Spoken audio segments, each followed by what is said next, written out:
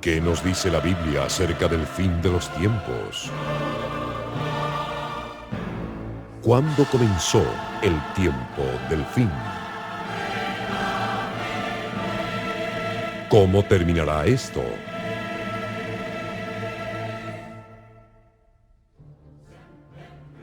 ¿Quién es el anticristo? ¿Por qué la iglesia no puede identificarlo? ¿Es el anticristo predicado hoy el que aparecerá? ¿Se encuentra la iglesia hoy en apostasía y esto no le permite señalar al anticristo histórico?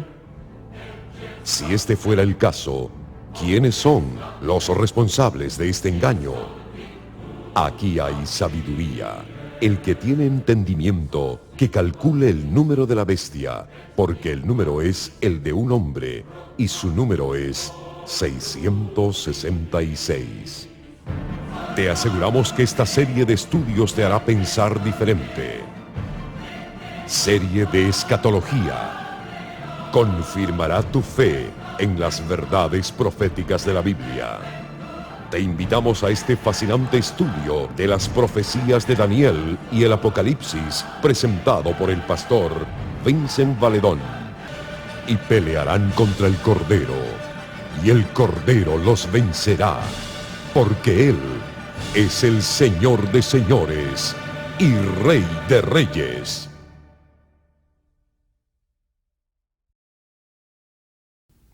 Segunda de Pedro capítulo 1 versículo 19 dice: tenemos también la palabra profética más segura, a la cual hacéis bien en estar atentos, como a una antorcha que alumbra en lugar oscuro, hasta que el día esclarezca y el lucero de la mañana salga en vuestros corazones. Gloria a Dios. Hola, te habla Vincent Valedón del Centro Internacional de Alabanza.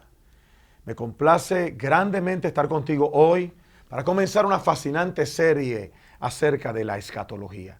La escatología es la ciencia que estudia los eventos del fin. ¿Cuándo comenzó el tiempo del fin? ¿Cuándo terminará este tiempo? ¿Quién es el anticristo?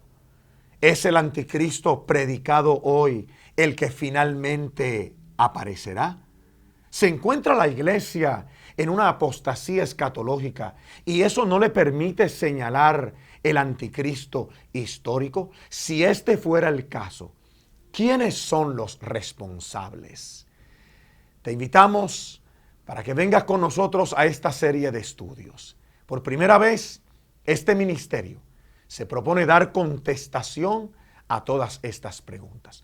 No pretendemos tener toda la revelación de la verdad, pero te aseguramos que esta serie te hará pensar diferente. Recuerda, lo que vas a estudiar no tiene que ver con tu salvación. No eres salvo por una doctrina ni una enseñanza. Eres salvo por una persona y esa persona se llama Jesús, el de Nazaret. Te invito para que me acompañes a Barranquilla, Colombia, al Jumbo, donde nos reunimos allí para estudiar esta serie. Así que ven con nosotros, te veo allí.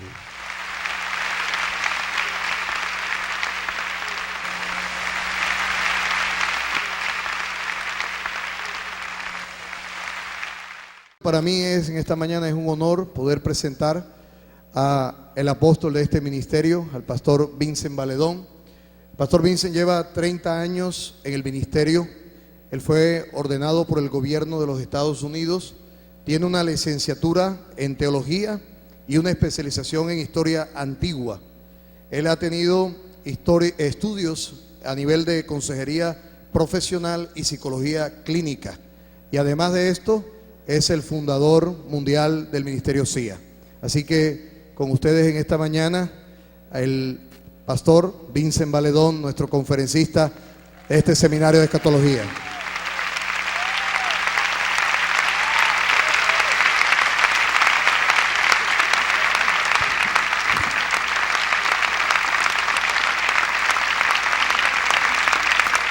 Muchas gracias, Pastor Jairo. ¿Cómo está mi familia esta mañana?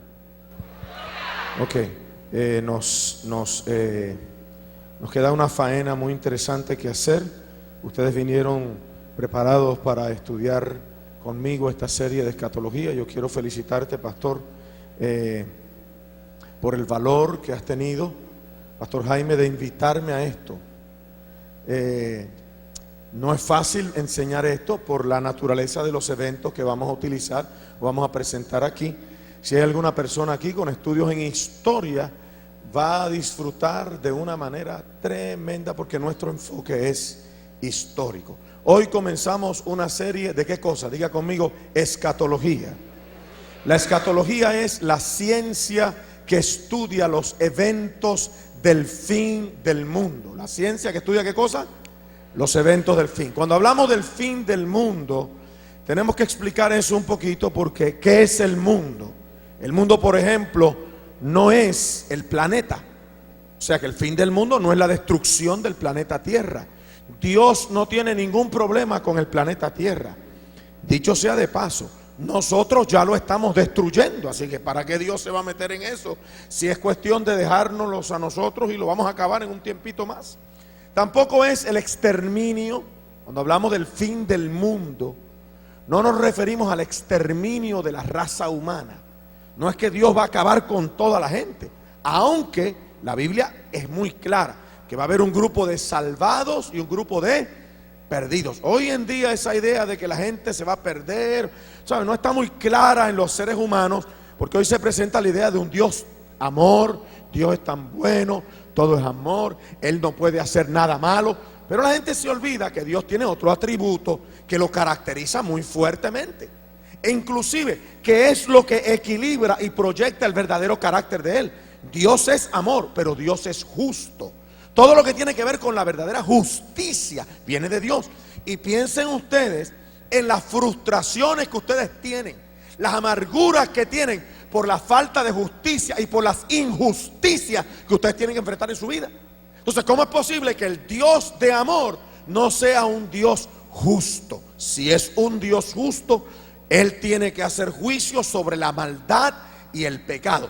Y eso implica que definitivamente tiene que haber un derramamiento de su ira, de su justicia sobre el dilema del pecado. Así que no es el exterminio de la raza humana cuando hablamos del fin del mundo, pero tenemos que mencionar que definitivamente van a haber dos grupos, los salvos y los perdidos. Esos están presentados en los dos ladrones de la cruz del Calvario. La pregunta es, ¿qué es el mundo entonces y a qué nos referimos? Antes de mencionar esto, quiero decir una cosa y voy a mencionar a este personaje por primera vez. Todo el caos que hay actualmente, aunque mencioné que Dios no viene a exterminar la raza humana, nos estamos exterminando a nosotros mismos, nos estamos acabando, así como estamos destruyendo el planeta. Dios tiene que venir a traer orden acerca de todo lo que está pasando, porque hay actualmente una necesidad en el corazón del ser humano de paz. Todo el mundo está necesitando la paz. Cada vez que usted pone las noticias, usted siente una ansiedad. Usted dice, Dios mío, ¿a dónde va a terminar esto? Anoche yo estaba comiendo en un restaurante y hace tiempo que no iba, y vi al dueño del restaurante, lo saludé, empezamos a hablar y ese es el sentir, el sabor que hay en la boca de todo el mundo, es que esto está muy mal, esto está muy mal. Y aunque, digo, no sé si mencionarlo aquí, Uribe ha puesto algunas cosas buenas, pero no quiero, tú sabes, muchas cosas buenas. No cabe la menor duda de que el mundo está en caos, es un caos brutal. Y yo le decía a la persona que nos atendió anoche, al dueño del restaurante, mira, lo bueno que tiene esto es lo malo que se está poniendo. Porque mientras más mal se pone, más cerca nosotros estamos del cumplimiento escatológico de la venida del Señor Jesucristo. Ahora, hay un peligro en lo que está pasando, que los seres humanos están anhelando bienestar y paz, y están dispuestos a sacrificar cualquier convicción que tengan con tal de obtener la paz. Eso prepara perfectamente el camino, lo voy a mencionar por primera vez, eso prepara el camino perfectamente para la llegada del anticristo o la manifestación del anticristo. El cuerno pequeño de Daniel capítulo 7, que lo vamos a estudiar aquí, la bestia de Apocalipsis 13, el 666, en fin. Eso prepara el camino para la manifestación del anticristo, los anhelos de paz que hay ahora mismo. Porque como hay una convulsión tan grande, cualquier persona que traiga paz mundial va a ser reconocido, honrado, alabado, aplaudido y aceptado. Y la Biblia profetiza en toda la visión escatológica esta del fin del mundo que ese personaje va a aparecer y que lo que va a preceder la aparición o manifestación de él va a ser la convulsión que hay en el mundo, y él va a traer la paz. Así que estamos en el momento perfecto para esta serie de escatología. Ok, ¿qué es el fin del mundo? Si no es el exterminio de la raza humana, si no es la destrucción del planeta, entonces ¿a qué nos referimos? Tenemos que analizar lo que la Biblia dice acerca del mundo. Primera de Juan 5:19. Sabemos que somos de Dios y el mundo entero está bajo el maligno. Respondió Jesús: mi reino no es de este mundo. Si mi reino fuera de este mundo, mis servidores pelearían para que yo no fuera entregado a los judíos. Pero mi reino no es de aquí. Ok, por estos dos versículos que acabamos de leer, el mundo está bajo el ¿qué? Bajo el maligno. Y mi reino no es de ¿qué? De este mundo. Si mi reino fuera de este mundo, eso dijo Jesús, mis seguidores pelearían para que yo no fuera entregado. Cuando la Biblia habla del mundo, habla de un sistema, de un gobierno. Por ejemplo, ¿cuál es el partido que reina ahora mismo aquí? El Partido Liberal. Eso es lo mismo. ¿Cuál es el partido que reina en el mundo? Pues el mundano. Tóquese aquí. El mundano. Bueno, el partido, porque la Biblia dice que el mundo está bajo el ¿qué? Bajo el maligno. Es un sistema, es un estilo de vida. Claro está, Jesús sentenció este sistema a desaparecer. Este sistema está sentenciado ya a desaparecer. No ha desaparecido. Cuando Cristo vino aquí por primera vez, lo que Cristo hizo fue que Él hizo una incursión histórica en este sistema mundano. Y Él trajo otro reino, el reino de la luz, para contrarrestar al reino de las tinieblas. Por eso la Biblia dice que nosotros fuimos trasladados del reino de las tinieblas al reino de la ¿qué? De la luz. Pero fíjate, nadie se ha ido de Colombia, usted está aquí. ¿Y a dónde es que usted fue trasladado? Porque el traslado ocurre aquí adentro. Diga conmigo, antes aquí había oscuridad, pero ahora está la luz de Cristo. Denle un aplauso al Señor bien fuerte. Aleluya.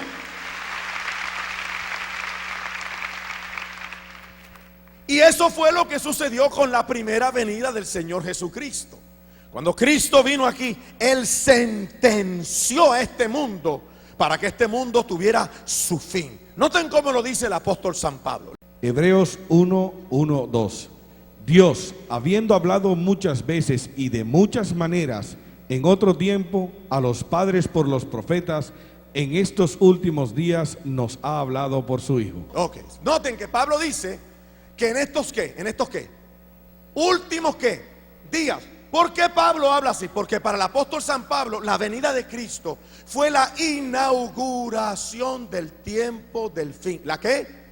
Yo necesito que ese concepto esté muy claro en la mente de ustedes. Nosotros no estamos en el tiempo del fin. Eso no es cierto. Nosotros estamos en el fin del tiempo del fin. Dígalo conmigo. Estamos, pastor, en el fin del tiempo del fin. ¿Cuándo comenzó el fin? Claro, cuando Cristo, eso es lo que Pablo dice. Léelo de nuevo, por favor. Dios, habiendo hablado muchas veces y de muchas maneras en otro tiempo a los padres por los profetas, en estos últimos días nos ha hablado por su Hijo. Ok, así que para Pablo, ¿cuándo empezaron los últimos días? Cuando Cristo venga. Cristo vino y Él inauguró el tiempo del fin. Lo que pasa es que eso para nosotros no tiene sentido. Porque ¿cuántos años han pasado desde que Cristo vino? 2000. Y usted dice, oye, pero esto ha durado más que la pobreza que la esperanza de un pobre, pastor. 2000 años, ¿cómo es posible una cosa así? Claro, Cristo inauguró el tiempo del fin. Lo que pasa es que para nosotros, y la Biblia lo dice, para Dios 1000 años son como ¿qué? Como un día. Porque Dios no tiene el problema de tiempo y de espacio. ¿Quiénes son los que tienen el problema de tiempo y de espacio? Nosotros. Nosotros tenemos un gran problema de tiempo y de espacio. Duramos 70, los más fuertes, dice la Biblia, 80 años. Y ahí se terminó todo. Y para nosotros eso es una vida. Para Dios eso es insignificante. Dios no tiene problemas de tiempo y de espacio. Por lo tanto, Dios podía inaugurar muy fácilmente el tiempo del fin cuando vino Cristo y terminarlo 2000 años después. Y en ese periodo estamos ¿en qué tiempo? En el tiempo del fin. Así que hace 2000 años que nosotros estamos ¿en qué tiempo? ¿En el tiempo de qué? Del fin. Pero yo vengo en esta mañana a decirles a ustedes que este periodo que empezó hace 2000 años está llegando a su final. Y gloria a Dios por eso. Nosotros estamos en el fin del tiempo del fin. Ahora, Dios, para darnos convicción de esto, dejó señales. Yo quiero empezar con lo que yo considero que es una tremenda señal del fin de los días. Una señal en el mundo físico, porque hay señales espirituales, yo las voy a mencionar, ustedes las van a entender, pero hay señales en el mundo físico, o sea, que son palpables, que son tangibles, que tú puedes decir, efectivamente, el tiempo del fin se inauguró, estamos en el tiempo del fin. ¿Y por qué? Porque mira lo que sucedió allí. Así que Dios es tan perfecto y tan maravilloso con su iglesia, con sus hijos, que nos ha dejado señales palpables y visibles para que nosotros podamos decir con toda seguridad, y a cualquier invitado que está aquí, que esto quede claro, podemos decir con toda seguridad que nosotros no hemos sido engañados, confesando que Cristo viene. Él inauguró el tiempo del fin y este tiempo se está acabando y Él viene y nos vamos de aquí pronto.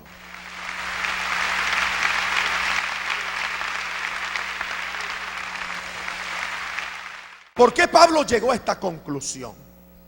¿Por qué Pablo llegó a la conclusión de que en estos últimos días Dios nos habló por el Hijo? Para los discípulos, la resurrección de Jesús marcó el tiempo del fin. Para nosotros, su segunda venida marcará el fin de ese tiempo. ¿Qué fue lo que marcó para los discípulos? ¿Qué fue lo que a ellos les impresionó? Y ellos dijeron, el fin del mundo llegó. ¿Qué fue? Claro, cuando Jesús resucitó, ellos dijeron, olvídate, esto se acabó. Él tiene el poder sobre la muerte. La muerte no pudo. Cuando ellos vieron a Jesús resucitado, ellos llegaron a la conclusión de que el fin del mundo había llegado. Jesucristo vino a sentenciar este mundo y su resurrección marcó el evento de que el mundo y la muerte no tienen poder sobre él. Claro, eso suena muy espiritual. Y aquí hay personas que necesitan más evidencias que esas. Sin embargo, voy a mencionar algo. Miren, ustedes saben que es un hecho espiritual. La venida de Cristo es un asunto espiritual para el creyente. Por ejemplo, cuando una persona se convierte a Cristo, ¿tú sabes cómo tú sabes si tú estás convertido a Cristo? Te voy a dar una semilla esta mañana. Porque tú tienes una sensación interna de que Él viene pronto. Qué brutal. Cada vez que una persona se convierte a Cristo, una de las primeras cosas que dice es que ¿qué? Él viene, Cristo viene. Eso me pasó a mí no me habían dado clases todavía. Hay gente que yo le hablo de Cristo, se convierte a Cristo, no le hemos dado una sola clase de escatología. Y hay algo en su interior que le dice que Cristo ¿qué? Viene. Claro, tiene que ser así, porque Él tiene que vivir como si Cristo viniera hoy. Por eso es que el mundo no puede vivir así. Una persona que no es convertida a Cristo no tiene conciencia de la venida de Cristo, ni le interesa, ni habla de eso. Ni habla de eso. Tú le hablas de la venida de Cristo, Lucas. Es más, piensan que tú eres tonto, que te han lavado el cerebro. Eso es evidencia de que la conversión verdadera de Dios no ha llegado a su corazón. Todo el que tiene la convicción verdadera de Dios, de Cristo, una de las cosas que Dios le da es la sensación de la venida escatológica de Jesús. Claro. ¿Por qué? Porque Él ha sufrido una resurrección espiritual. Y la resurrección de Cristo está ligada con la resurrección espiritual de Él. Y está ligada con el tiempo del ¿qué?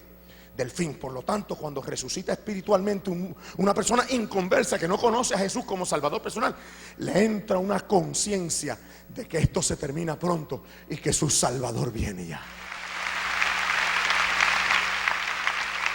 Sin embargo, esto es muy espiritual. Muy espiritual. Muy espiritual. O sea, el que no es creyente, este argumento que yo estoy presentando ahora de la sensación interna de la venida, no lo va a convencer. Él necesita otra evidencia. Gloria a Dios, que Dios, sabiendo eso, ha dejado otras evidencias en el mundo natural para explicar los fenómenos del mundo espiritual. Y podemos mirar al mundo natural porque nos rodean evidencias en el mundo natural que proclaman que el tiempo del fin llegó. Jesús estableció una de esas evidencias en el mundo natural. Mateo 24. Cuando Jesús salió del templo y se iba, se acercaron sus discípulos para mostrarle los edificios del templo. Respondiendo él les dijo: ¿Veis todo esto? De cierto os digo que no quedará aquí piedra sobre piedra que no sea derribada. Y estando él sentado en el monte de los olivos, los discípulos se le acercaron aparte diciendo: Dinos, ¿cuándo serán estas cosas? ¿Y qué señal habrá de tu venida y el fin del siglo? Note que la Biblia dice ahí que cuando Jesús iba con los discípulos, ¿qué estaban mirando? ¿Qué estaban mirando? El templo de Jerusalén. Yo he estado en Jerusalén 2 veces. Yo he estado allí pisando el lugar donde Jesús habló estas palabras. Y Jesús estaba mirando el templo. El templo era una cosa brutal, una cosa espectacular. Ocupaba 1/3 parte de la ciudad. O sea, piensen. 1/3 parte de Barranquilla era el templo. Era, sí, el templo, el edificio donde se reunía la gente. Ese era el templo de Jerusalén. Por eso cuando los discípulos van con Jesús, le muestran el templo a Jesús, le dice: tú has visto qué tronco de edificio. Bueno, no le dijeron eso, pero más o menos. Eso lo hubiese dicho yo: maestro, qué tronco de edificio, qué brutal. Pero le dijeron a Jesús: ¿viste este edificio? ¿Tú has visto este edificio? Entonces Jesús dijo algo tremendo, que lo asoció con ¿qué cosa? Con una señal de su ¿qué? De su venida, claro. Los discípulos llegaron al monte de los olivos. Cuando usted va a Jerusalén y usted va a la emplazada donde estaba el templo, pues ya el templo no está allí, ahora está la mezquita de Omar. Pero usted va caminando desde el lugar donde estaba el templo, del monte Moria, donde Abraham fue a sacrificar a Isaac. Ahí fue donde se construyó el templo. Y usted va caminando hasta el monte de los olivos.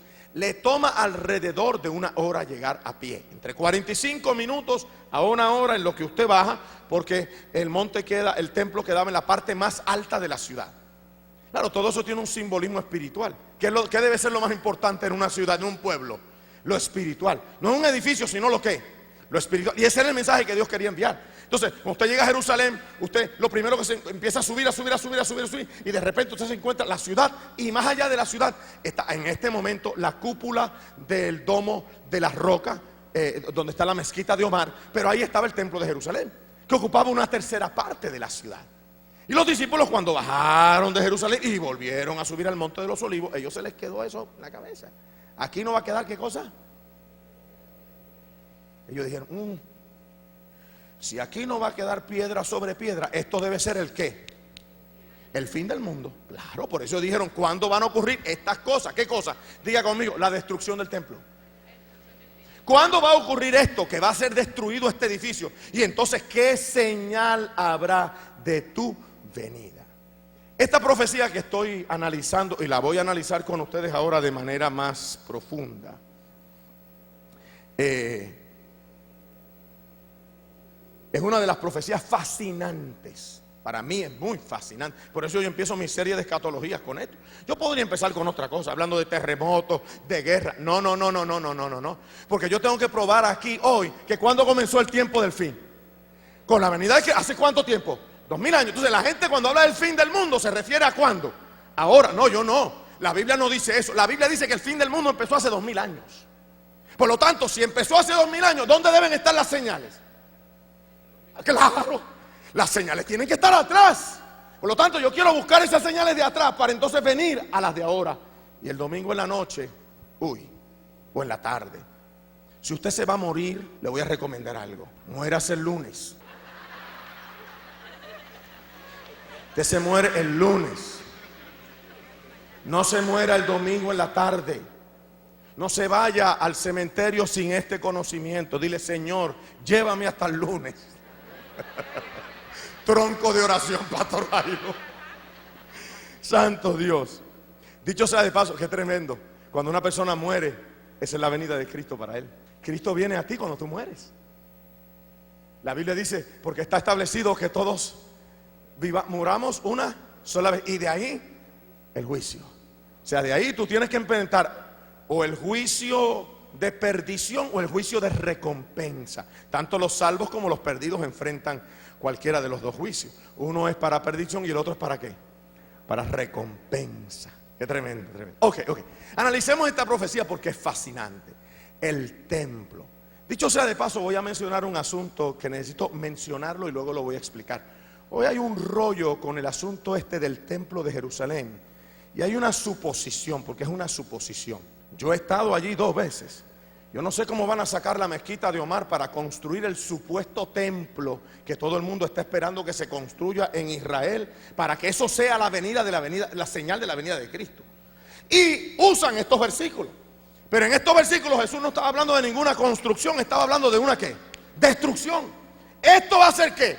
Destruido. Estaba hablando de ese edificio. Y todas las demás preguntas que los discípulos le hacen tienen que ver con ese edificio que no va a ser construido, sino que va a ser ¿qué? Destruido. Aquí no va a quedar ¿qué cosa? Piedra sobre piedra. Todo va a ser destruido. Yo estuve allí, hermano, y esas piedras son, ¿tú recuerdas, Eduardo? Es una barbaridad. O sea, las piedras son, qué sé yo, más grandes que esto. No, que va mucho más. Las piedras son una cosa impresionante. Pero Jesús profetizó que allí no iba a quedar ¿qué cosa? Piedra. Después voy a explicar por qué Jesús se atrevió a decir que no iba a quedar piedra sobre piedra. Porque la historia confirma todo lo que el Señor Jesucristo explicó. Ok. Volvamos de nuevo al próximo versículo. Respondiendo, él dijo: ¿veis todo esto? De cierto os digo que no quedará aquí piedra sobre piedra que no sea derribada. Ok. Ya ellos sabían lo que iba a pasar. ¿Qué iba a pasar? El templo iba a ser ¿qué? Destruido. Esa era una señal de que el fin había ¿qué? Claro, comenzado. Una señal era que el templo iba a ser destruido. Ya sabían lo que iba a pasar. ¿Cuál era la próxima pregunta? ¿Cuándo? Claro, esta iglesia es muy inteligente. Barranquilla. Claro. La próxima pregunta es: ¿cuándo es que esto va a pasar? Si esto va a pasar, la gente quiere saber cuándo. ¿Cuándo? Por eso le preguntaron al Señor: ¿cuándo sucederán estas cosas? ¿Cuándo y qué señal habrá de tu venida? Fíjate que ellos asociaron la destrucción del templo con la ¿qué? Con la venida. Y Jesús no estaba hablando de la venida. Jesús estaba hablando de una señal en el mundo físico para que se dieran cuenta que su venida ya había marcado el comienzo del tiempo del fin. ¿Me están escuchando, iglesia preciosa? Ok. ¿Cuándo? Jesús dijo ¿cuándo? Por tanto, cuando veáis en el lugar santo la abominación desoladora de que habló el profeta Daniel, el que lee entienda, entonces los que estén en Judea huyan a los montes. El que esté en la azotea no descienda para tomar algo de su casa. Y el que esté en el campo no vuelva atrás para tomar su capa. Ok. Necesito que todos me miren para acá. Hay una confusión con este versículo hoy en día. Muy grande, especialmente en el mundo protestante evangélico. Muy grande. La gente está pensando que la abominación desoladora es una supuesta estatua que van a poner en un futuro templo que van a construir en Israel, que no se ha construido, se va a construir, y que ese templo, cuando lo construyan, va a ser la señal de que Cristo viene. Jesús no estaba hablando de eso aquí. Jesús no estaba hablando de construir, diga conmigo, no estaba hablando de construir, sino de destruir. Este templo va a ser ¿qué? Destruido.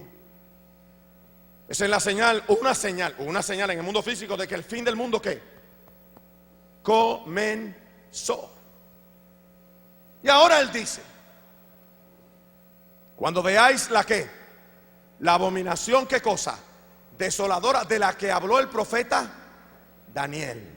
Voy a mencionar algo, luego lo voy a explicar. Jesús abrió el libro de Daniel. Él lo abrió, estaba sellado, porque había una profecía que decía que el libro de Daniel iba a estar sellado, porque el libro de Daniel es un libro escatológico, profético, histórico. Iba a estar sellado. Sellado significa que la gente todavía no iba a recibir la revelación, pero Jesús lo abrió.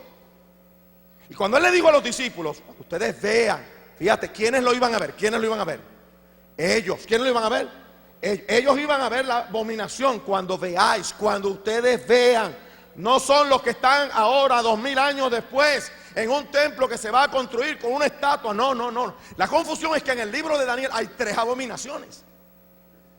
Entonces la gente las mezcla. Lucas, que caminó, bueno, fue discípulo de Jesús, él cogió y se fue al libro de Daniel. Y él buscó cuál era la abominación desoladora. Fíjate, diga conmigo, abominación desoladora. ¿Qué es desolar? ¿Qué es desolar? Vaciar. ¿Qué es? Vaciar. O sea, es una abominación que va a traer un ¿qué? Un vacío. La pregunta es, ¿qué es una abominación para un judío? Porque la Biblia fue escrita por judíos, hermanos. Y a unos que hablaban de que el templo estaba adornado de hermosas piedras y ofrendas votivas, dijo: en cuanto a estas cosas que veis, días vendrán en que no quedará piedra sobre piedra que no sea destruida. Y le preguntaron diciendo: Maestro, ¿cuándo será esto? ¿Y qué señal habrá cuando estas cosas estén para suceder? Ok, ustedes dirán, pero pastor, nos estás mencionando el mismo versículo. Sí, pero estoy usando ¿cuál versión? ¿La de quién? Claro, porque Lucas es el que nos explica qué es la abominación desoladora. Pastor, ¿por qué insistes tanto en esto y por qué nos quieres aclarar? Necesito, y las visitas que están aquí me tienen que perdonar por hacer tanta insistencia, porque hoy en día hay un falso concepto de la abominación desoladora que ha infiltrado la iglesia protestante. Yo les voy a decir de dónde viene eso, cómo eso nos ha engañado para quitarnos los ojos del verdadero anticristo de la Biblia. Lucas clarificó cuál abominación es a la que Jesús se refería. Él está hablando del mismo incidente, él hizo los mismos registros, registró las preguntas. ¿Cuándo? ¿Cuándo? ¿Cuándo? Ya sabemos lo que va a pasar. Ahora queremos saber cuándo. Y Jesús, Mateo registró que cuando veamos la ¿qué? La abominación ¿qué? Desoladora. Pero Lucas no usó la palabra abominación. Noten lo que Lucas utilizó. Ahí están las dos versiones, la de Mateo y la de Lucas. Léeme a Lucas, por favor. Pero cuando viereis a Jerusalén rodeada de ejércitos, sabed entonces que su destrucción ha llegado. Claro, detente ahí un momento, claro. Si Jesús está hablando de que el templo va a ser destruido, y ellos preguntan, ¿cuándo el templo va a ser destruido? Y esa era una señal física del tiempo del fin. El fin ha comenzado, ¿cómo lo sabemos? Ahí no, el edificio se lo llevaron. No queda nada. Oh, qué tremendo eso. ¿Y por qué pasó eso? Porque Cristo Jesús inauguró el tiempo del fin. El tiempo del fin ya sucedió. Ya comenzó. Jesús estaba hablando de los eventos que iban a pasar en aquella época con aquel edificio. No era con un edificio que iban a construir más adelante en este tiempo allá en Jerusalén. Jesús no estaba hablando de nada de eso. Jesús estaba hablando de ese edificio y estaba hablando de la destrucción de ese edificio. Y Lucas explicó lo que es la abominación desoladora. ¿Qué es la abominación desoladora? Ejércitos que vienen a ¿qué? A destruir ¿qué cosa? La ciudad. Era una abominación que un ejército llegara a la ciudad santa de Jerusalén. Y era más abominable que un soldado y un ejército destructor viniera al templo. Mire hermano, mire hermano, mire. Cuando usted va a Israel, que la gente no sabe esto porque no entiende cómo es la cultura judía. Usted va a Israel, yo he estado allí 2 veces. Es más, todavía hoy, aunque no hay templo, hay ciertos lugares donde tú no puedes entrar. Inclusive las mujeres no se les permite entrar a otros. En aquella época, si usted no era judío, usted no podía entrar al templo. Lo mataban. No le era permitido a un gentil entrar al templo porque eso era una ¿qué? Una abominación. Una cosa abominable es disgusting, ¿cómo se diría? Desagradable, detestable. Para un judío era detestable que un gentil, alguien que no tuviera sangre judía, entrara al templo, se acercara al templo. Por eso en el tiempo de Jesús había un lugar que se llamaba el atrio de los gentiles, donde si usted no era judío, usted podía llegar hasta allí. Allí usted podía llegar, y allí había una guardia judía pendiente de que usted no pasara de allí. Si usted pasaba de allí, lo mataban. Por lo tanto, una abominación era que un gentil entrara ¿a dónde? Imagínate, y ahora Jesús está diciendo que van a destruir el ¿qué? Claro, si lo van a destruir, ¿serán los judíos? No, ¿quiénes lo iban a destruir? Los gentiles, por lo tanto, eso era una ¿qué? Una abominación. Los judíos no iban a destruir su templo, por favor. Si para el judío el templo era el centro de su vida, ese bendito edificio. Por eso Jesús permitió que lo destruyeran. Para que ya nuestra vida no esté centrada en un edificio, sino en el Cristo glorioso que resucitó de los muertos. Denle un aplauso al Señor bien fuerte.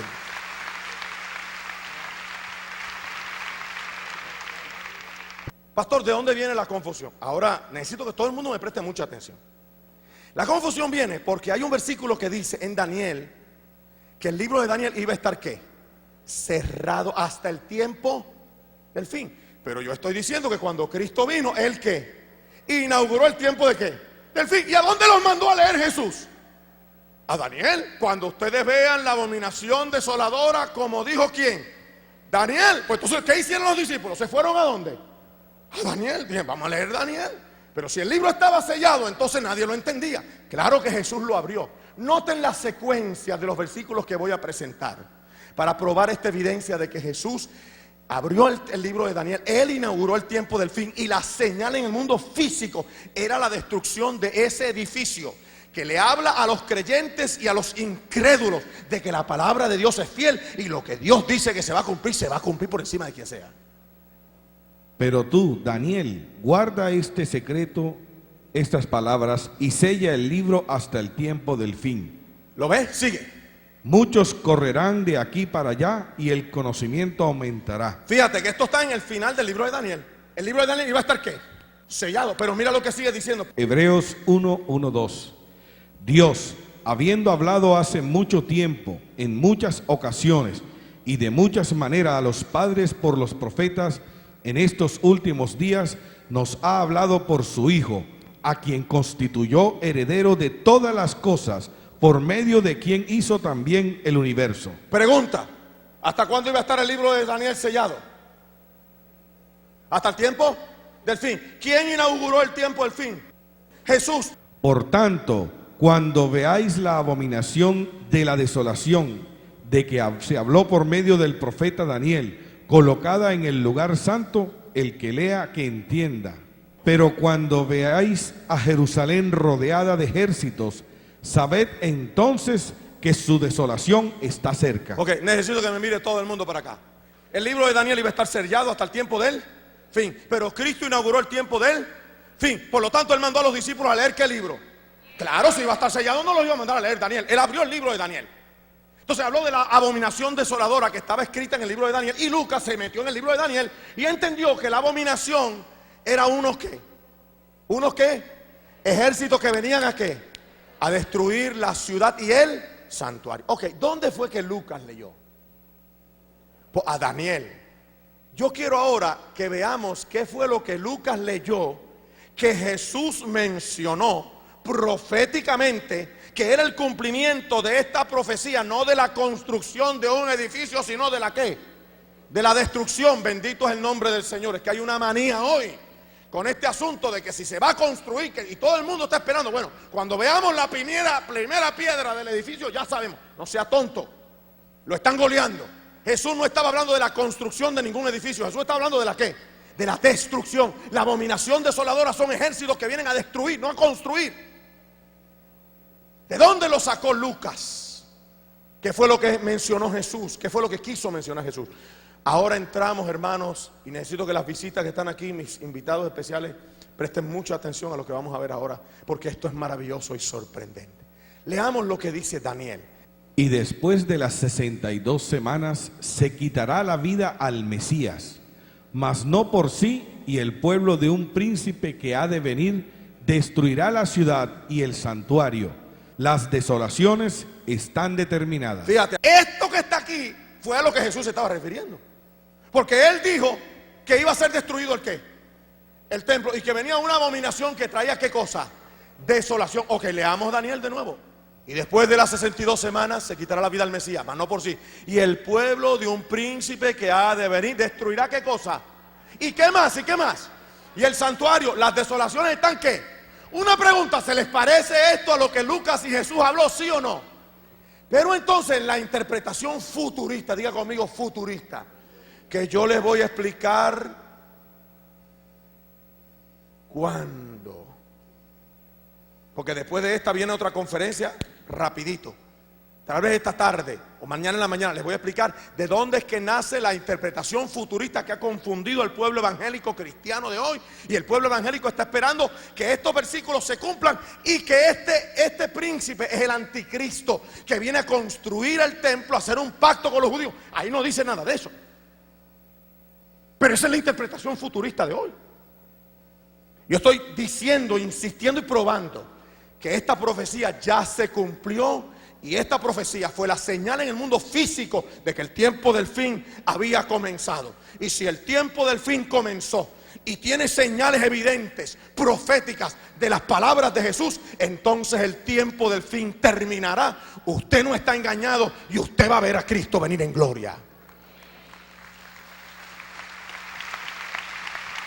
Lee por favor el versículo de nuevo, pastor. Y después de las 62 semanas se quitará la vida al Mesías, mas no por sí, y el pueblo de un príncipe que ha de venir destruirá la ciudad y el santuario. Las desolaciones están determinadas. Fíjate, aquí están las dos cosas que Jesús mencionó: que el templo iba a ser ¿qué? Destruido, y que venía una desolación. ¿Qué dice la historia sobre los que destruyeron la ciudad y el templo? Mi posición es histórica. Yo voy a utilizar a Josefo, porque Josefo estuvo allí. Josefo trabajó para el ejército romano. Él era judío. Trabajó para Tito y para Vespasiano, los que se encargaron de destruir la ciudad y el santuario. Y lo voy a utilizar a él porque él estuvo presente allí. Él fue un testigo ocular de lo que vamos a ver. Y después de las 62 semanas se quitará la vida al Mesías, mas no por sí, y el pueblo de un príncipe que ha de venir destruirá la ciudad y el santuario. Las desolaciones están determinadas. ¿Vino un pueblo con un príncipe a destruir la ciudad y el santuario? ¿Quién es el sujeto de esa oración? ¿Quién es el que viene a destruir el santuario y la ciudad? ¿Quiénes son los que lo vienen a destruir? ¿Quiénes son? Léalo de nuevo. Esta iglesia es muy inteligente cuando se le desempolva el asunto. ¿Quién es el que viene a destruir la ciudad y el santuario? ¿Quién es? El pueblo. No es un qué.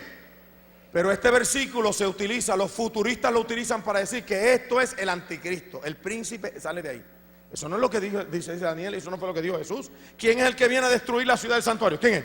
El pueblo. El sujeto es el qué. El pueblo, no es el príncipe. El príncipe es una referencia. ¡Ay, qué brutal es Dios! ¡Qué perfecto! Santo, te beso, papito. Dios es tan precioso que para que usted sepa que usted no lo estamos embarcando ni lo estamos goleando, nos da unas evidencias proféticas históricas que nos despampanan. Ahí dice que el pueblo iba a venir con un qué. ¿Con un qué? ¿Quién es un príncipe? Acuérdate del polvo que hay que desempolvar. Por lo tanto, tenía que ser el hijo de un rey que tenía que venir a destruir con un ejército la ciudad y el santuario. Vamos a ver qué dice la historia, por ejemplo. Por ejemplo, yo necesito... El templo fue destruido en el año 70 por las hordas romanas. Los romanos lo destruyeron. Pero es interesante, lo destruyeron en el 70.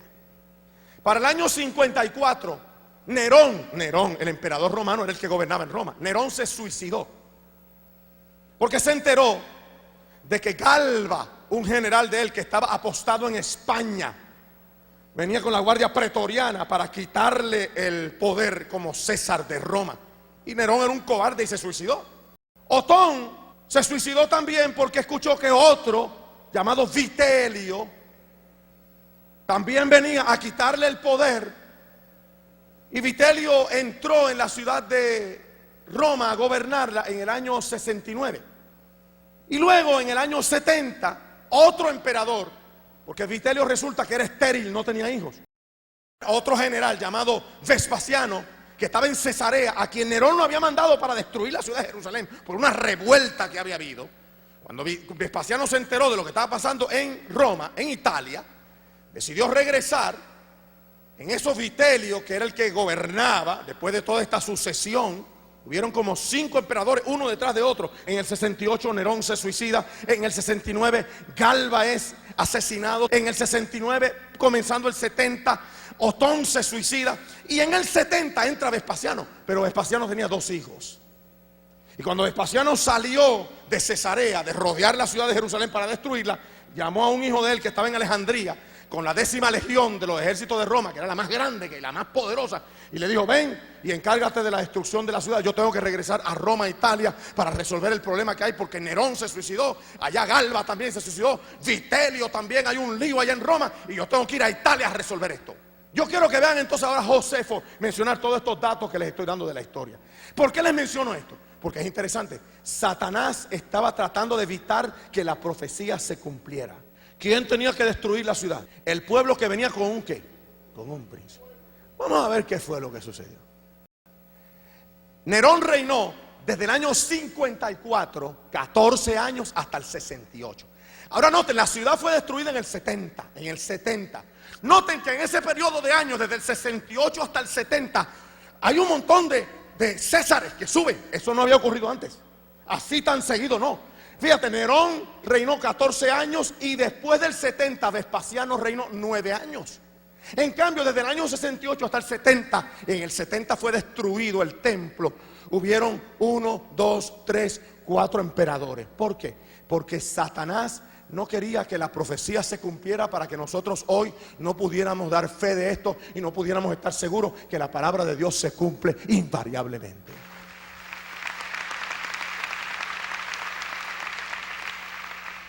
Nerón, emperador romano nacido en el año 37 después de Cristo, gobernó el imperio durante 14 años y se suicidó en el año 68 después de Cristo.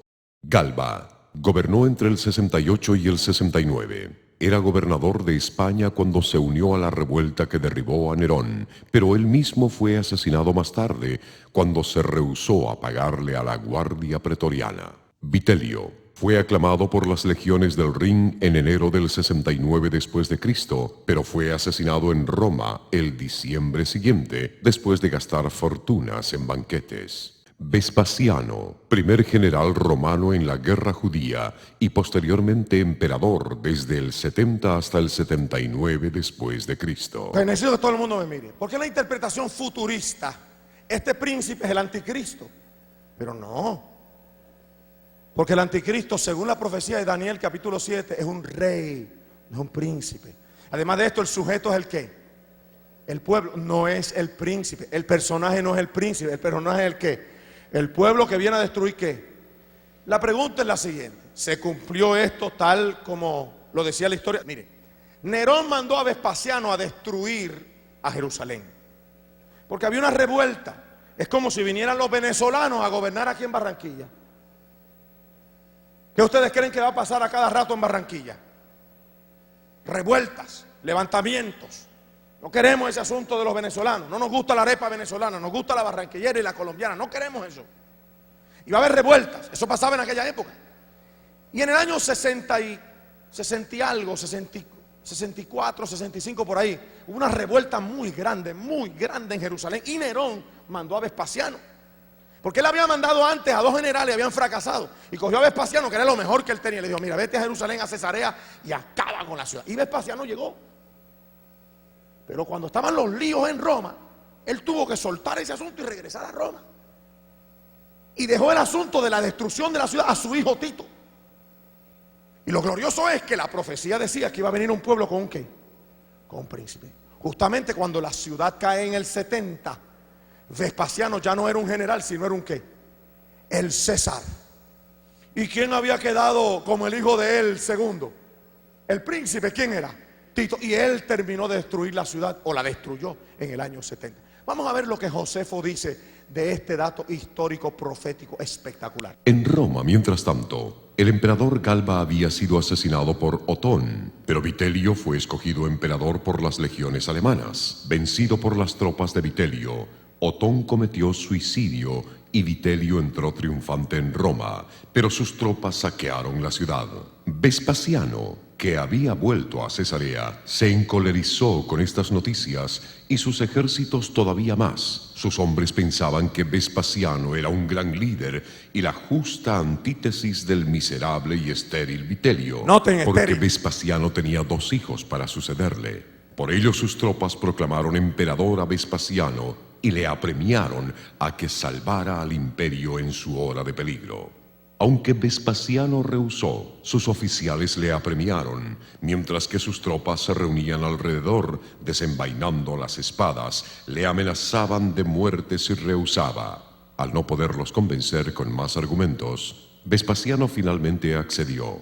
El pueblo de Roma aclamó a Vespasiano como emperador. Él recibió las buenas nuevas en Alejandría, de donde navegaría a Roma. Mientras tanto, envió a su hijo Tito con tropas de élite para aplastar Jerusalén.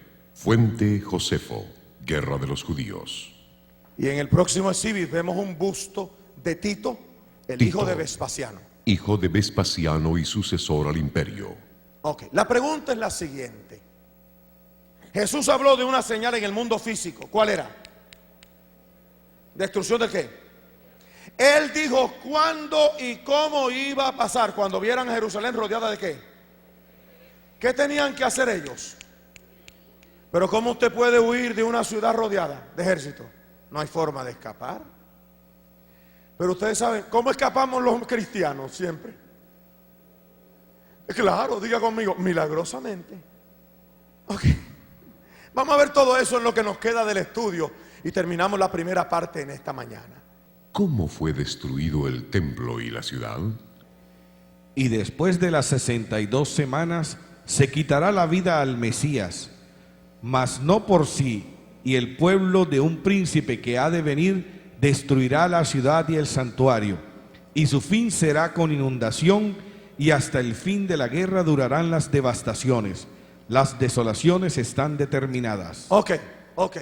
La pregunta es la siguiente. ¿Cómo fue destruida la ciudad y el qué? Y el santuario. Dice allí que vendría un ejército con Quiero que todo el mundo me mire para acá. Noten que la construcción de la oración dice que ¿quién es el que va a destruir la ciudad y el santuario? ¿Quién es? El pueblo. Lo que dice del príncipe es que el príncipe ¿qué? Los acompaña. Qué lindo. ¿Quién fue la que dijo eso? Gloria a Dios por las mujeres. Parece que la construcción de la oración diría como que el príncipe no quería que él no era el que tenía intenciones de destruir la ciudad del santuario, sino que era el pueblo. Vamos a ver si la historia confirma esto. Tito dio órdenes de que no se diera muerte a nadie y de que no se incendiara ninguna de las casas.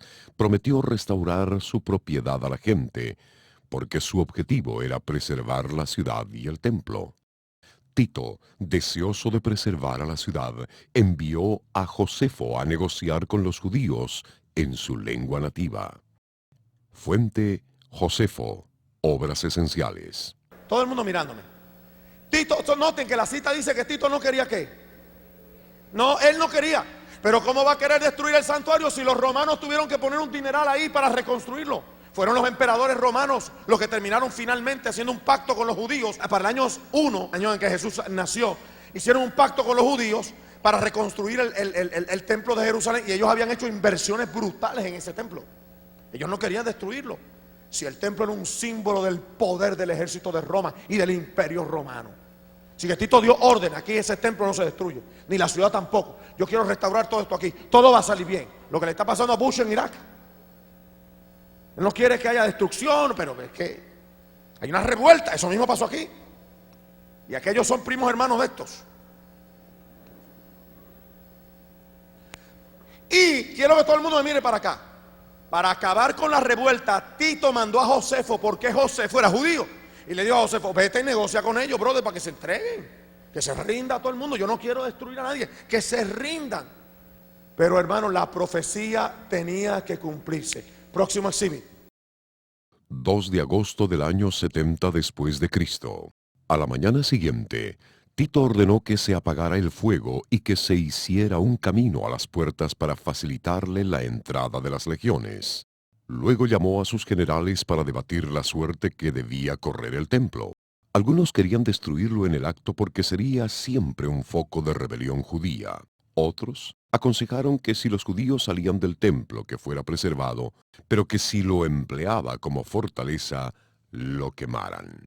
Pero Tito declaró que sucediera lo que sucediera, una obra tan magnífica como el templo debía ser preservada, porque siempre sería un adorno del imperio. 3 de sus generales estuvieron de acuerdo con él y se levantó el consejo. Así que, ¿cuál fue el consejo? Que no iban a qué. Tito dio órdenes, aquí no sé, porque es que lo querían destruir, no se va a destruir. Por eso es que la profecía decía que el pueblo de un qué. ¿Quién era el que iba a destruir el templo? El pueblo. El príncipe no quería, así que eso no puede estar hablando ahí del futuro anticristo. Es un disparate que se han inventado. Y yo les voy a explicar de dónde salió eso, cómo nos han goleado. El pueblo era el que quería, los ejércitos querían destruir. Y después les voy a explicar por qué. Bueno, aquí mismo Josefo lo dice. Septiembre del 70 después de Cristo. Tito estaba descansando en su tienda cuando un mensajero se precipitó allí con noticias. Saltando tal como estaba, corrió al templo para apagar las llamas, pero había tal ruido y confusión que los soldados no podían o no querían escuchar las órdenes de su general ni de obedecer a sus ademanes. Nada podía detener la furia de las tropas y muchos fueron atropellados por sus propios camaradas en las entradas. Cayendo entre las ruinas llameantes, compartían la suerte de sus enemigos. Enloquecidos de ira y pretendiendo no oír las órdenes de su general, los soldados seguían corriendo, lanzando sus antorchas dentro del santuario. Los rebeldes eran ahora impotentes y no hicieron ningún intento para defenderse, porque por todos lados había degollina y huida, siendo los no combatientes las principales víctimas de la matanza. Alrededor del altar había montones de cadáveres, mientras que arroyos de sangre corrían por las escalinatas del santuario. Al ver el príncipe que no podía refrenar la furia de sus soldados, él y sus generales entraron al edificio y contemplaron el lugar santo del santuario y todos los esplendores que contenía. Por cuanto las llamas no habían llegado aún al interior, sino que estaban aún consumiendo las cámaras que rodeaban el templo, Tito hizo un último esfuerzo por salvarlo. Precipitándose fuera, ordenó a sus tropas que apagaran el fuego, ordenando a uno de sus centuriones que diera muerte a garrotazos a quien desobedeciera sus órdenes. Pero el respeto hacia su general y el temor al castigo habían quedado desbordados por su odio desenfrenado contra los judíos y por la esperanza del botín. Escuchen. Viendo que todo lo que les rodeaba estaba hecho de oro, supusieron que el interior contendría inmensos tesoros. Y cuando Tito corrió fuera para refrenar a sus tropas, uno de los que habían entrado con él echó un ascua a los goznes de la puerta del templo interior, y las llamas prendieron en el interior. El príncipe y sus generales se retiraron, y así, contra sus deseos, fue quemado el santuario. Fuente: Josefo, Antigüedades VII y Antigüedades XII. Vamos a darle un aplauso bien fuerte al Señor, bien fuerte al Señor.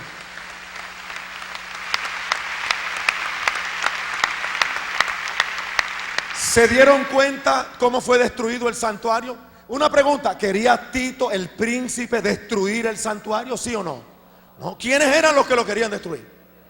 ¿Estaba Tito tratando de evitar que se destruyera el santuario, sí o no? ¿Concuerda esto con lo que dice Daniel? Y el pueblo de un príncipe que ha de venir destruirá la ciudad y el santuario. Voy a mencionar, para dejarlo grabado en las cámaras, un dato nada más, que tal vez algunos de ustedes no lo van a entender, no lo sé. Los que estudian escatología, lo que voy a decir para ellos tiene significado. Ahí dice que el pueblo de un príncipe que ha de venir, porque no dice que vendría en el cumplimiento de las 70 semanas de Daniel, sino que vendría, no establece cuándo vendría.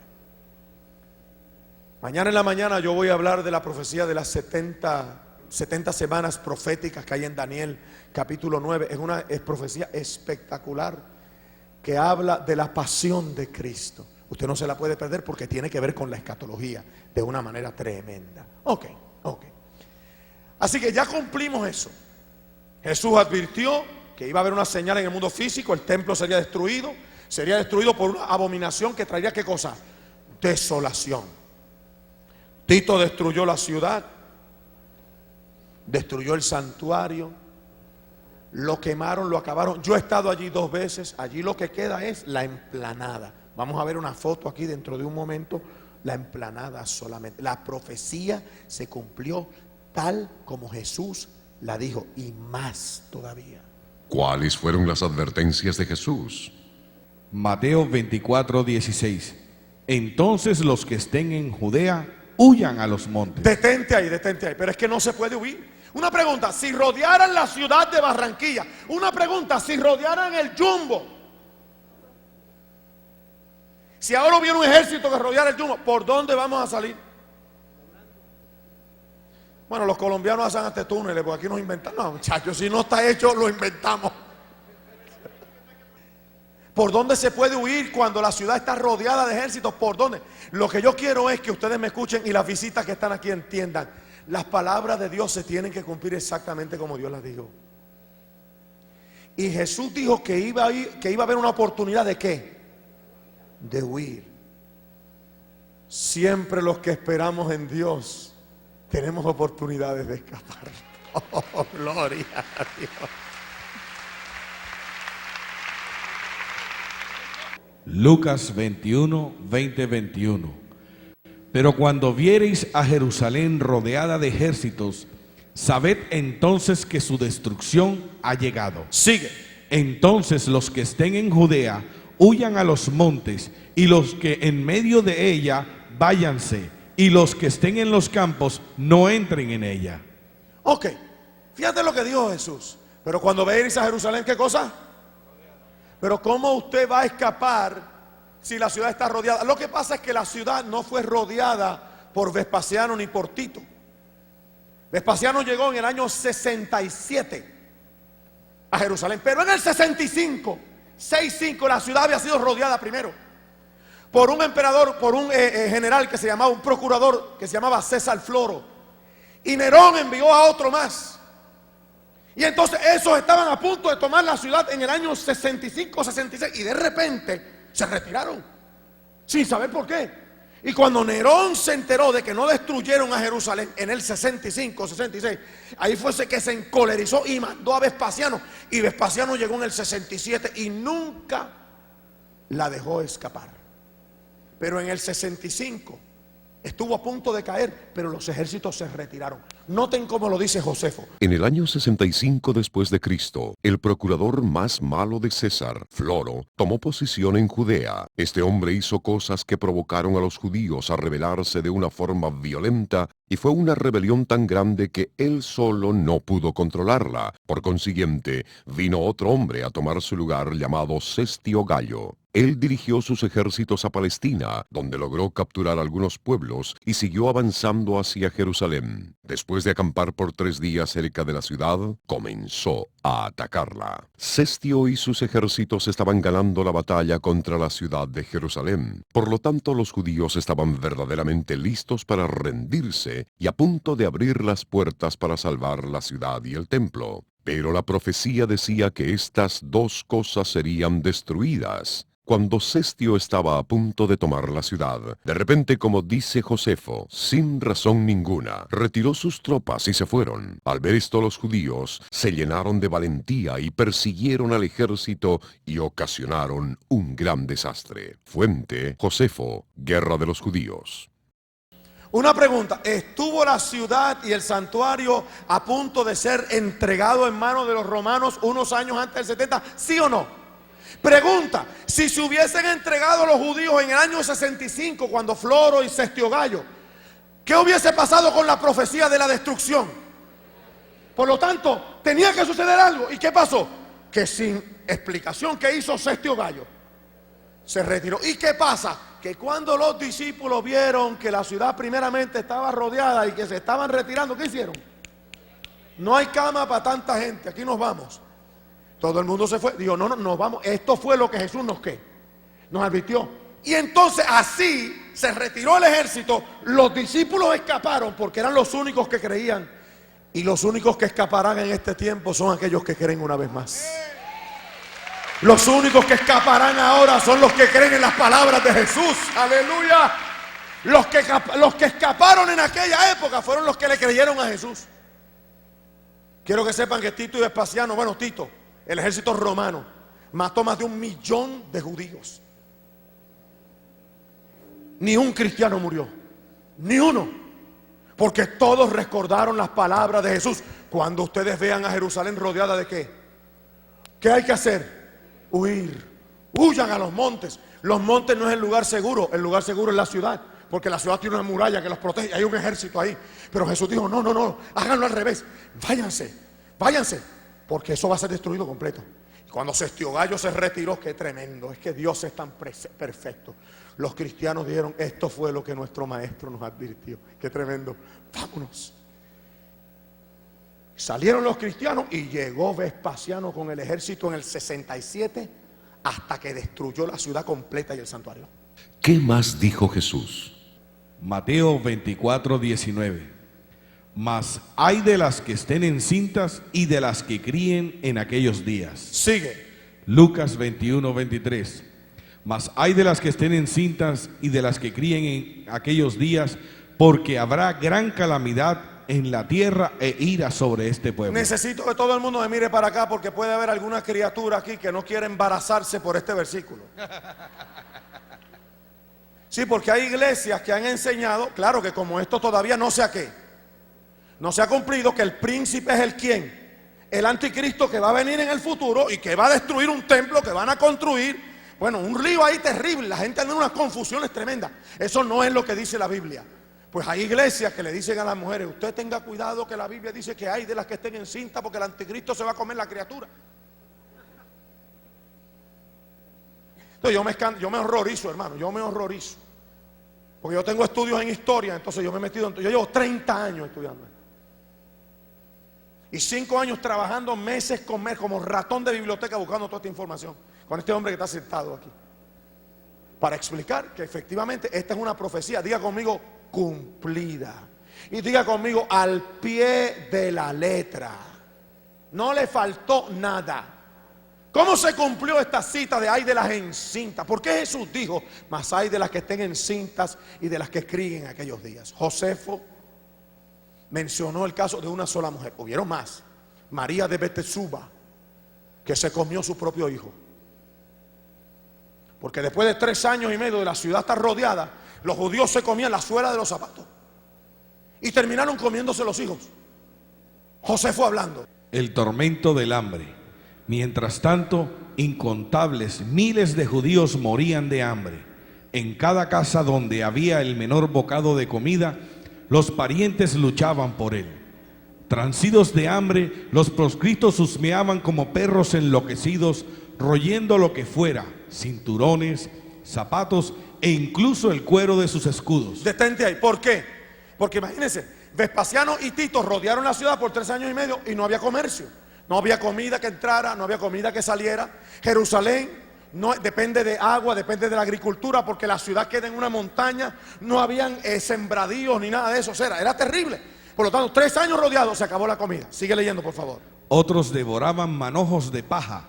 Y luego sucedió el horroroso caso de María de Betsuba. Enloquecida por el hambre, tomó al bebé que tenía en su pecho y dijo, pobre bebé, ¿por qué debiera preservarte para la guerra, el hambre y la rebelión?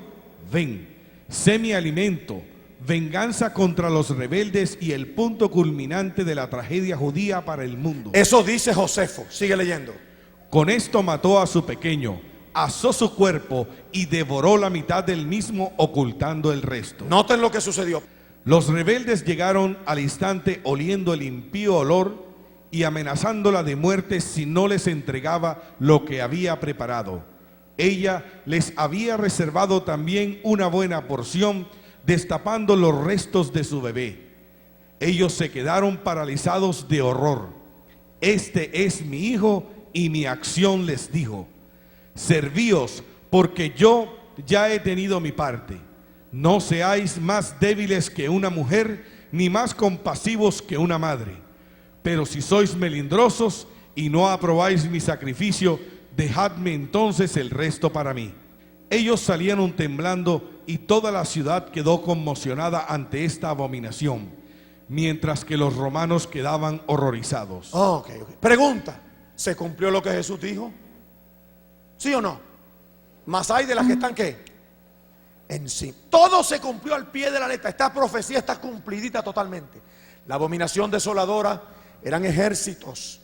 El pueblo de un príncipe que iba a venir, como quedó Tito de príncipe cuando Vespasiano entró a ser emperador en el año 70 después de Cristo, y en el 70 fue destruida la ciudad y el santuario. La pregunta es, y quiero terminar con ella, ¿por qué sucedió todo esto? ¿Por qué sucedió todo esto? Lucas 21:22. Porque estos son días de retribución, para que se cumplan todas las cosas que están escritas. Necesito que todo el mundo me mire para acá. ¿Qué significa retribución? El pago. Una pregunta: ¿dónde estaban escritas las cosas que tenían que sufrir ellos? ¿Dónde? En Daniel, porque dice, después de las 62 semanas el Mesías será muerto. Así que se menciona la muerte de Cristo. Mas no y el pueblo de un príncipe que ha de venir destruirá la ciudad y él. O sea, por causa de la muerte del Mesías vendría la destrucción de ¿qué? Hace poco yo estaba en una mueblería comprando unos equipos de televisión, hablando con un judío. Empezamos a hablar. Él conoce que los cristianos hoy en día no somos antisemitistas. El cristiano convertido a Cristo no es antisemita, es prosemita. Porque la Biblia dice, orad por la paz de Jerusalén. Y Dios le dijo a Abraham, todos los que te bendijeren serán bendecidos, y el que te maldijere será maldecido, será maldito. Así que yo bendigo a ese pueblo, pero yo sé lo que ellos hicieron. Pedro dijo, ustedes mataron al autor de la vida. Yo no tengo duda de eso. Que hay una teología hoy que quiere exonerar al judaísmo por la muerte de Cristo. No lo podemos exonerar, estaba profetizado. Pero siguen siendo el pueblo de Dios, ¿sí o no? Vamos a ver lo que dice la Biblia ahora. Necesito que me escuchen. Y yo le dije a este judío, óyeme, ven acá. Ustedes han sufrido dos diásporas. Una se la produjo Nabucodonosor en el año 604, 603 antes de Cristo. Los sacó a ustedes de Jerusalén, se los llevó a Babilonia, donde es Irak ahora mismo, y los llevó allí 70 años. Eso fue una diáspora de 70 años. Le dije, pero ¿cuál fue el pecado que ustedes cometieron cerca del año 70? Que ustedes fueron sacados de Jerusalén por 2000 años. Ustedes debieron haber hecho una cosa bien mala.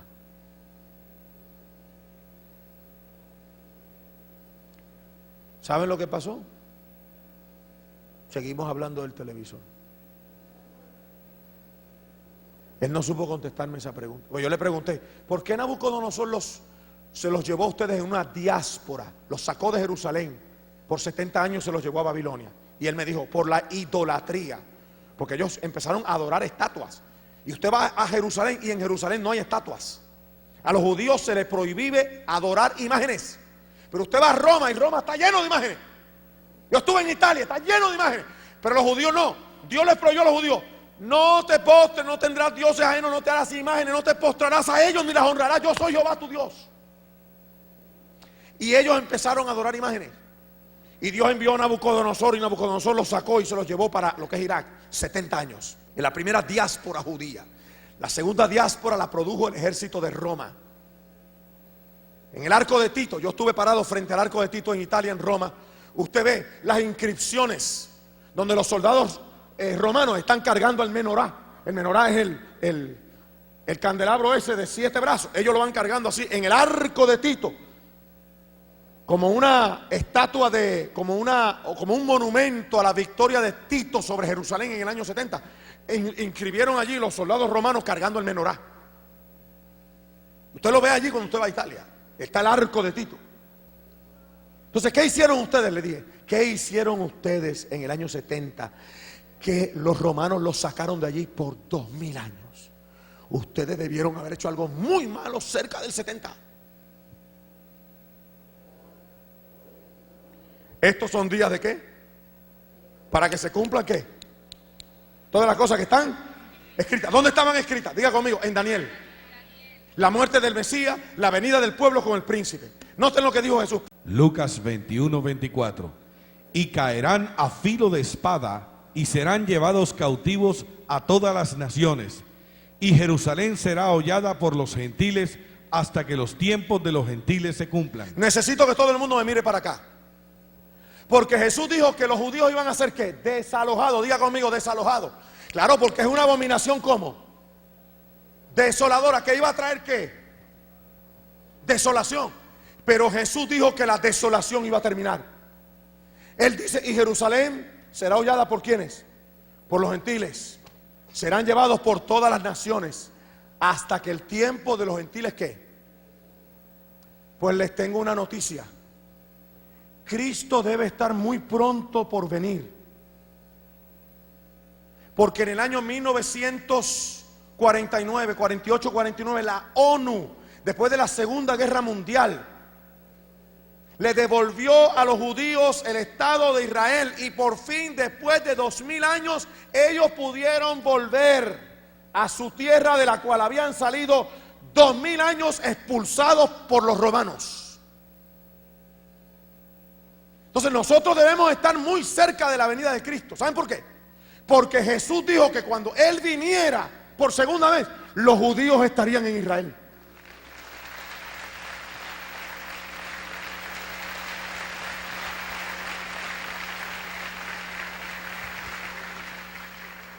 Así que debemos estar muy cerca, porque los judíos están en Israel. Y no estuvieron por ¿cuánto tiempo?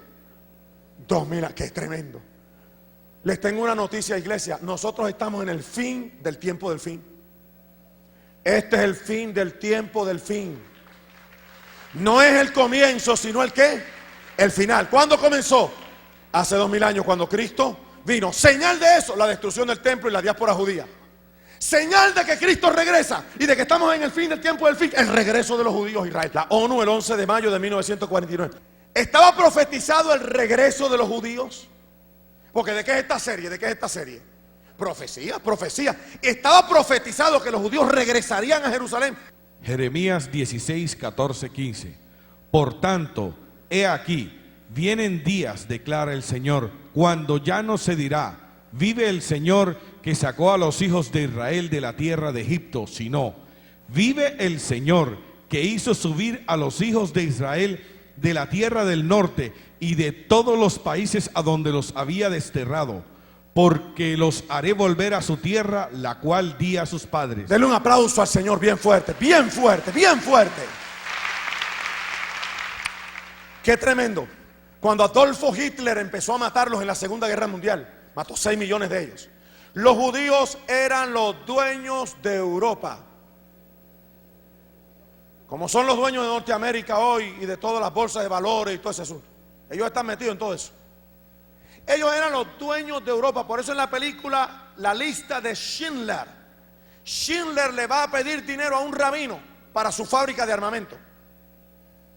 Lo que pasa es que la Segunda Guerra Mundial y los alemanes los empobrecieron tanto, los dejaron sin nada, que ellos no vieron otra alternativa. Entonces empezaron a desear a Jerusalén. Ellos no hubiesen querido volver a Jerusalén jamás, porque Jerusalén era un pantano y un desierto. Pero Cristo dijo que ellos tenían que estar allí cuando Él regresara. ¡Qué tremendo! Por lo tanto, Dios usó la Segunda Guerra Mundial para que ellos anhelaran tener su propia tierra. Y la ONU se la devolvió en el 1949. Y estaba profetizado, ahí está. Fíjate que hoy en día los judíos no hablan del éxodo. ¿De qué hablan? Del regreso a Israel. Esa es la nota tónica. ¿Cómo regresamos aquí? El orgullo de ellos, esto era un desierto y un pantano, pero la Biblia decía que el desierto reverdecería, que se iba a volver verde el desierto. Y eso es lo que ellos han hecho con todo Israel. Cuando los romanos se fueron de allí, de destruir la ciudad del santuario, los romanos cogieron sal y regaron sal por todo el terreno, sal, y quemaron la tierra para que nunca más se pudiera sembrar en ella. Por eso cuando los judíos regresaron, después de la ONU, encontraron un desierto y un pantano, porque los romanos la habían acabado totalmente. Nadie quería eso, era una porquería. Pero los judíos empezaron a aspirar por la tierra que Dios les había prometido. Y eso es lo que Jesús dijo que iba a pasar. Porque Jesús dijo, Jerusalén será hollada por los gentiles hasta que, ¿qué significa? Hasta que iba a tener hasta que se cumpliera el tiempo de ¿quiénes? De los gentiles. Ya los gentiles no iban a estar en poder de Jerusalén, se la iban a devolver a los judíos, se la tuvieron que devolver, y es de ellos hoy la tierra de Israel. La pregunta es, ¿cuán cerca estamos del fin? Bueno, los judíos están allí, volvieron después de 2000 años. Santo Dios, ¿ustedes entienden eso? Después de 2000 años vuelven a su tierra natal y hoy están allí. Y qué interesante que hoy ese pedazo de tierra que nadie peleaba por él, era un desierto y un pantano, no había problema antes del 49 por ese pedazo. Hoy es la paja. Hoy una guerra mundial puede suceder en cualquier momentito por ese retorno de los judíos a Israel. Así que eso tiene que ver con la venida de Cristo.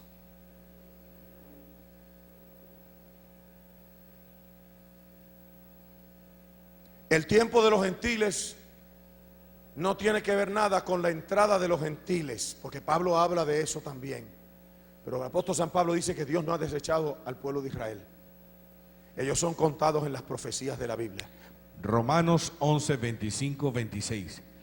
Porque no quiero, hermanos, que ignoréis este misterio, para que no seáis arrogantes en cuanto a vosotros mismos, que ha acontecido a Israel endurecimiento en parte hasta que haya entrado la plenitud de los gentiles. Y luego todo Israel será salvo, como está escrito: vendrá de Sión el libertador, que apartará de Jacob la impiedad. Quiero que todo el mundo me mire para acá. Lo que es la segunda venida de Cristo para nosotros será la primera venida de Cristo para ellos. Ellos todavía están esperando al Mesías. Y ellos lo esperan como va a venir en la segunda venida, como Rey de Gloria. Porque ellos están esperando al Mesías así. Un Mesías guerrero, poderoso. ¡Ale! Déselo bien fuerte al Señor. Déselo. Déselo bien fuerte. Ya no viene como un niñito. Viene precisamente como los judíos lo están esperando. Como Rey de Reyes y Señor de Señor. Por eso la crisis que usted ve en el mundo hoy, el antisemitismo se está disparando. Dios lo tiene que permitir. ¿Para qué? Para que los judíos pongan su esperanza no en Estados Unidos, en Colombia menos todavía, ni en nadie más. La pongan en ¿quién? En el Mesías. Y lo anhelen, anhelen esto. Y entonces Dios está volviendo los corazones de ellos hacia Él. Y mientras eso sucede, nosotros seguimos predicando el evangelio del reino hasta que la multitud de los gentiles entre. Y entonces Israel será salvo. Dele un aplauso al Señor bien fuerte. ¡Aleluya! ¡Oh, gloria a Dios! Hermanos, hermanos míos, en el reloj profético de Dios todo está cumplido. Todo se está cumpliendo y todo se cumplirá. Mi pregunta es, ¿cómo estás tú con relación a este evento? Si Cristo viene hoy, ¿te vas con Él? Cuando Él nació, yo nací. Cuando Él vivió, yo viví. Cuando Él murió, yo morí. Y cuando Él venga, yo me voy.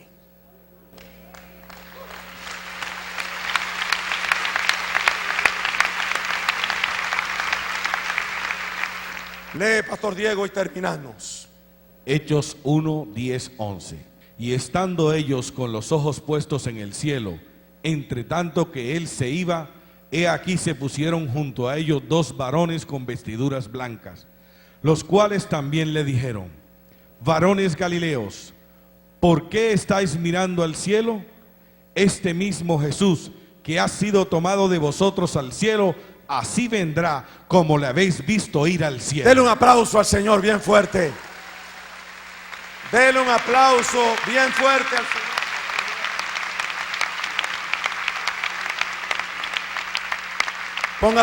Póngase de pie conmigo. Levante tus manos al cielo y dígale: Señor, te doy gracias porque tu palabra es fiel, exacta, verdadera. No le falta nada. Y en ella puedo descansar seguro de que es mi guarda y protección. Hermanos, Jesús preservó los primeros creyentes. Y Jesús preservará los últimos que queden al tiempo del fin ahora. Todo lo que falta es, y yo sé que eso se cumple en el nombre de Jesús en la vida nuestra, que nosotros hagamos lo mismo que hicieron los primeros. Cuando vieron las señales cumplirse, hicieron lo que Jesús les dijo que tenían que hacer. Y el anhelo del corazón de todo creyente es que Cristo venga. Cuando el apóstol San Juan terminó el libro de Apocalipsis, que lo vamos a estudiar aquí, mañana en la noche yo estoy entrando en la prostituta de Apocalipsis 17, porque yo voy a hablar de lo que va a pasar. Yo empecé hoy la serie con lo que pasó. Pues yo tengo que poner una plataforma y probarles a ustedes que si lo que pasó se cumplió como Jesús dijo, lo que iba a pasar después se cumpliría y lo que va a pasar. Yo voy a empecé con lo que pasó para seguir con lo que sucedió después y lo que va a pasar en el tiempo del fin. Usted no puede perderse ni un solo estudio, porque tal vez yo no vuelva más a dar esta serie a esta ciudad. Así que usted debe venir. Y el anhelo de todo aquel que es creyente es que Cristo Jesús venga.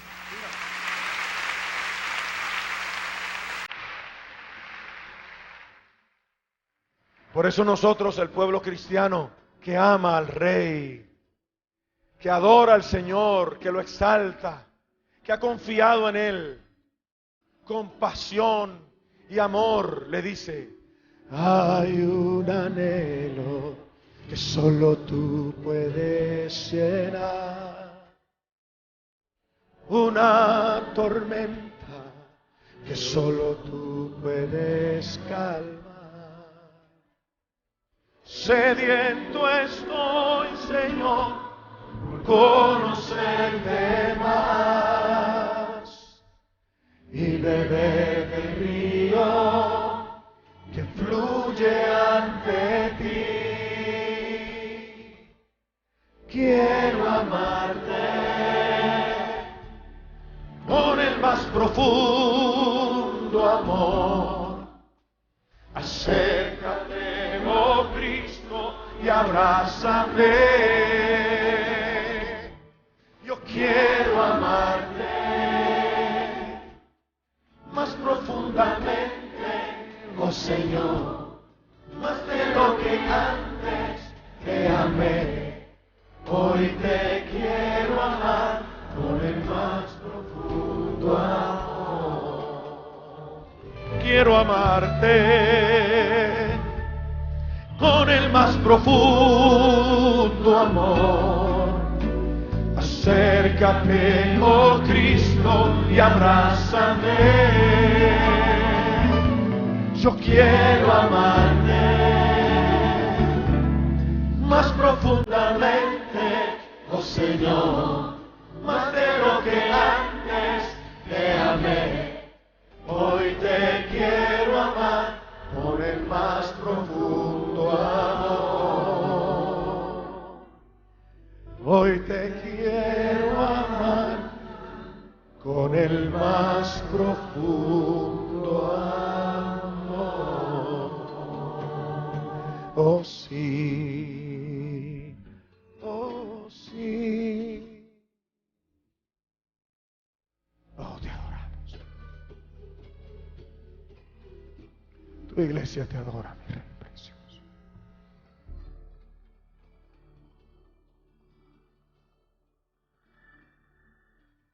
Te adoramos.